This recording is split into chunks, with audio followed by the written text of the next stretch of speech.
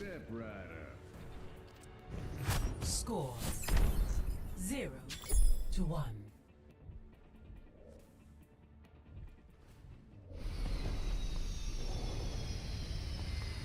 The true struggle is for the superiority of ideas.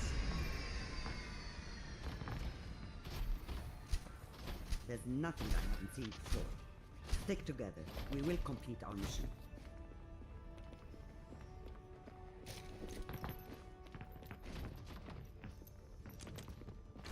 Hello. 5, 4, ازيك؟ 3, 2, 1. Round 2. Capture the objective. We move swiftly.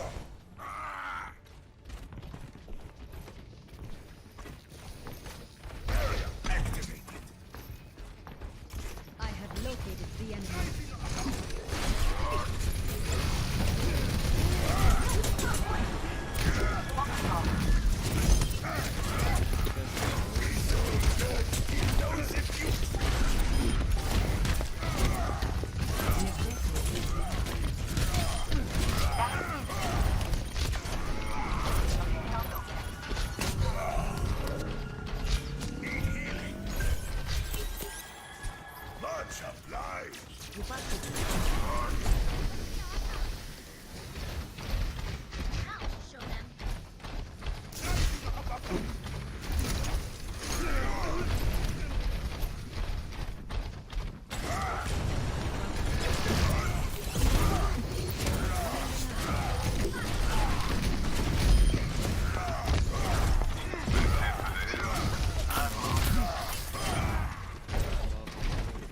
You're going to be okay.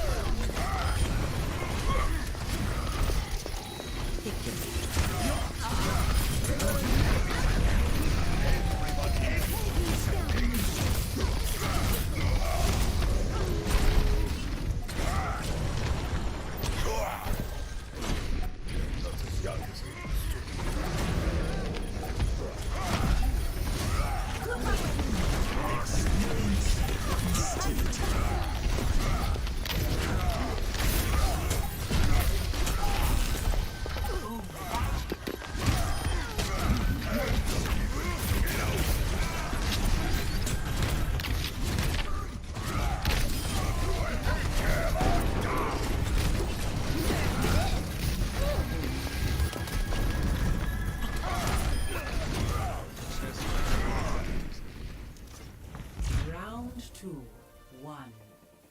Well, the good news is I think I don't know exactly what doing this fixed exactly, but it seemed to have fixed whatever the issue was with the connection. Like there'd be little like latency blips. I don't know if you noticed them or not, but there'd be.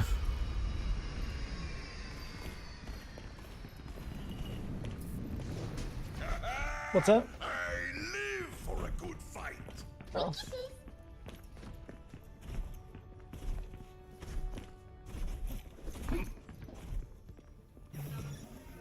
5, 4, 3, 2, 1. Round 3. Capture the objective. My teleporter is online.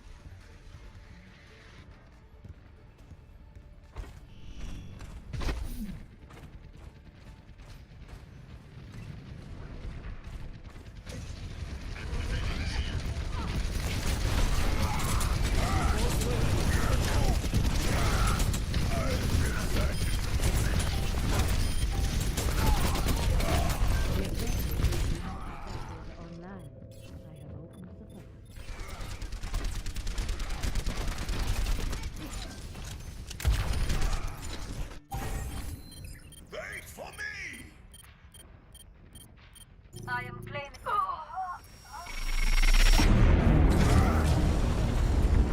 Enemies re-engaging.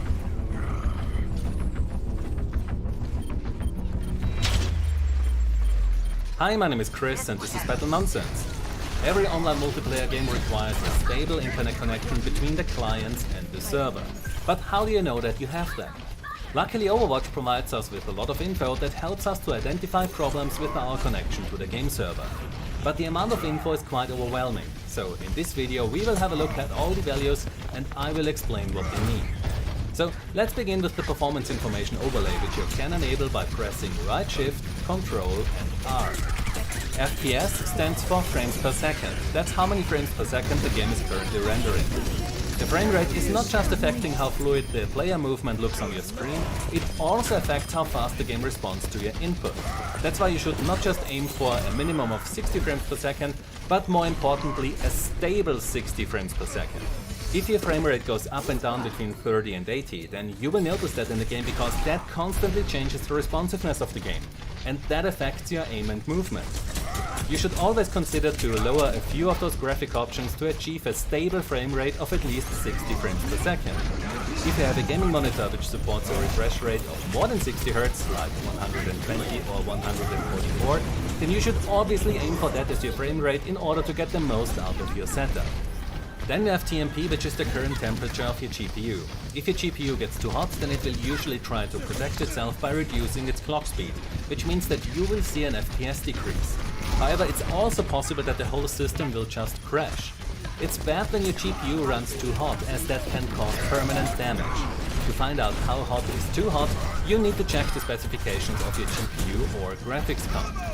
If the game runs at an unnecessarily high frame rate, like mine here, then you can consider to use the limit FPS option, as that might also lower your GPU temperature in case that you are GPU limited.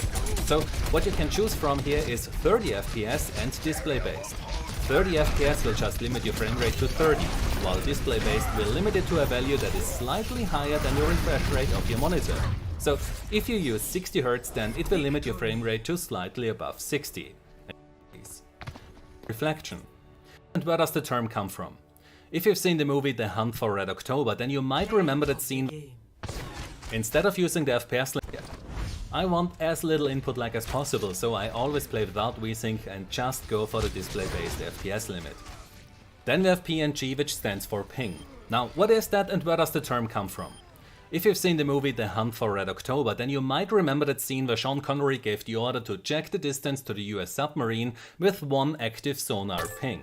And one ping only, please. The way this works is that your ship sends out an audio signal which then gets reflected by other objects in the water. And on your ship you have microphones which then hear that reflection. The ping that we talk about for network connections between request to your device. Now, if you measure the time between sending the request and receiving the reply, then we can get the ping or round trip time of the data. So the ping tells us how long the data has to travel through the copper and fiber optic cables to reach the other device. And the longer it has to travel, the bigger the difference between what we see on our screen and what the other player sees on theirs. Which is what we call lag. Then we have the RTD or round trip time, which is very similar to the ping. However, this value will always be a bit higher because it shows how long it takes your client to receive a response from the server after you made the command in the game. So unlike the ping, this value is about the actual game data. This means that when both your ping and the round trip time values increase together, then you might have an issue with your connection. While when the ping does not change and only the RTD value increases, then it's more likely that the game client or the game server has a problem. To achieve that, the game is what we want to see on our. Much about that. The next one is IND, which stands for interpolation delay. Smooth player movement and actions is what we want to see on our monitor.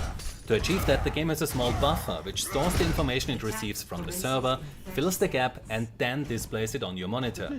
In normal games, this interpolation delay is about 50 to 60 milliseconds, while in custom games it appears to be around 30 milliseconds when you use the high bandwidth option.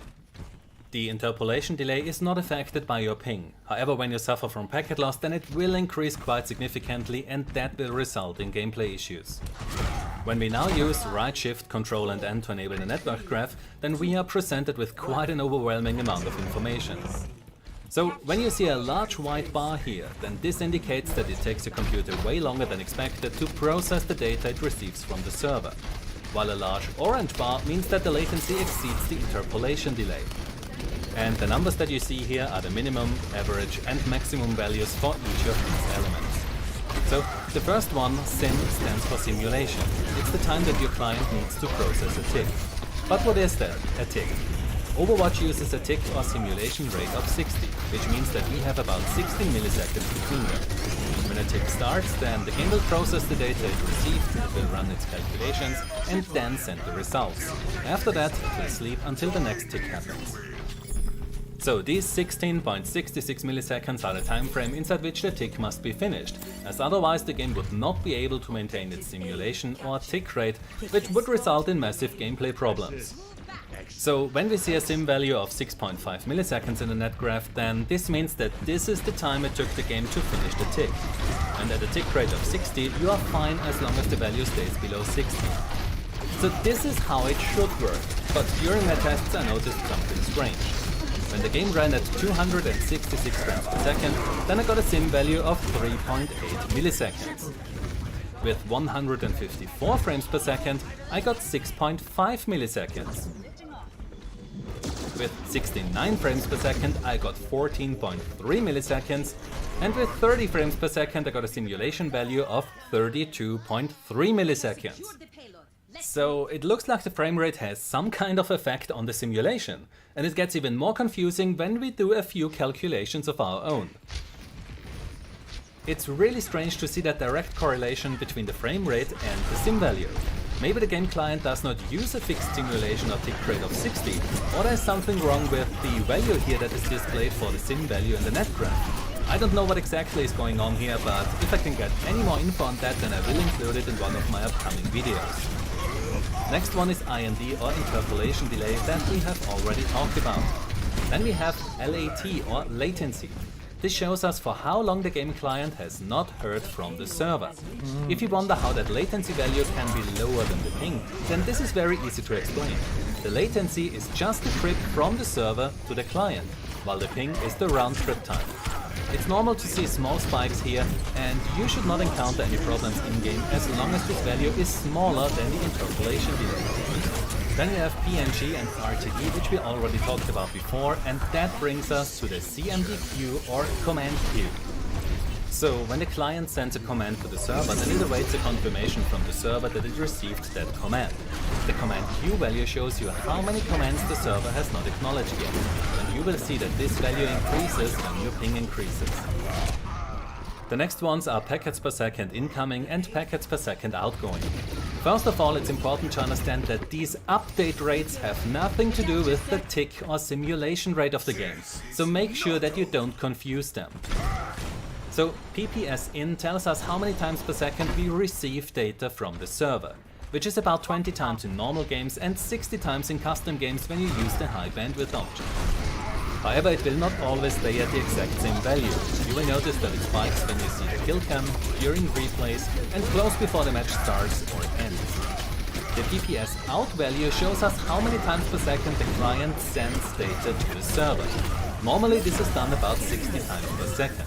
However, if you lock the frame rate to 30, then this will also lower the send rate of your client. Next ones are loss in and loss out, which gives us a percentage value of how much data did not reach its destination. It's obviously bad when data gets lost. However, you should not encounter any problems as long as you don't have consistent packet loss or very frequent packet loss. So now that we learned about all these different values, we should have a look at the network icons that you might have seen already on your monitor. This icon here shows up when the time since your client has last heard from the server is greater than your current interpolation delay. This means that when your IND or interpolation delay is 52 and your LAT or latency is 60 milliseconds, then this will trigger that icon. So you will see that icon a lot when you have a high ping or ping spikes. What I noticed during my tests was that when the game ran at a frame rate of more than 260 frames per second, then I would get that icon quite frequently. But as soon as I enabled the display-based option for the FPS limiter, this issue disappeared. I don't know why this happens, but if you have the same problem, then you can try to also enable that limiter. Maybe it works for you too. Then we have the packet loss icon here, which tells you that some of your data did not reach the server, or that some of the data sent from the server did not reach you. Obviously it's bad when data does not reach its destination, and depending on how much data is lost, you will experience problems in-game like rubber banding, shots not registering, etc. Packet loss is not caused by the distance between you and the server. Many people think that Hyping players automatically also have packet loss, but that is not the case. One of the most frequent causes of packet loss is network congestion. You can think of that like a traffic jam. Your data simply does not get through the network because it's currently maxed out or down for a very short amount of time. This is very common when you use Wi-Fi or Powerline, so for gaming these two should be avoided at all costs. It can also be caused by faulty network hardware, including cables, as well as faulty drivers or firmware. So if restarting your router fixes the issue, then you should have a look if there is a firmware update available. Or you can use a power socket timer to force a restart once per day. But if you only experience packet loss in a specific game or on servers in a specific region, then you should try to contact the support of your internet service provider, as they might be able to change their routing to get rid of the packet loss. But I also have to note that the thresholds used for these icons are currently very low, which means that you might see them while you don't actually experience any problems in-game. So currently there is no reason to be concerned unless you see them constantly or very frequently. And that's it. I hope that I could help you to get a better understanding of what all those network values mean in Overwatch and how you can use them to troubleshoot your connection problems. If you enjoyed this video, then please give it a like, subscribe for more, and I hope to see you next time. Until then, have a nice day and take care. My name is Chris and this was Battle Nonsense.